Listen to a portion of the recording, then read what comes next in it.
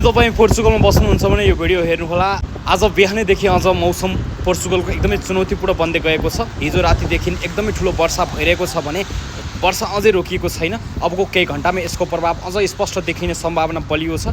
आज दिउँसो र साँझतिर वर्षा निरन्तर व्यापक हुँदै जानेछ, तर उत्तर र केन्द्र क्षेत्रको भित्री भागमा पानीको मात्रा छिटै बढ्न सक्ने सङ्केत पनि देख्न सकिएको छ। अल्तेन्जोमा पनि उल्लेख्य वर्षा देखिन थालेको छ। आज साँझदेखि हावाको गति क्रमशः बढ्दै जानेछ, जसको प्रभाव बुधबार रातिदेखि बिहिबारसम्म झनै बलियो हुने अपेक्षा गरिएको छ।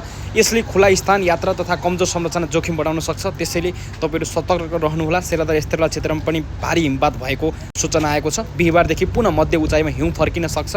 त्यसैले जोखिम आजैबाट सुरु हुने भएकाले सबैलाई सतर्क रहन, अनावश्यक यात्रा टार्न र आधिकारिक सूचनाको नजिकबाट निगरानी गर्न अनुरोध गर्न सकिन्छ। नमस्ते अनलाइन न्युज हेर्दै गर्नुहोला।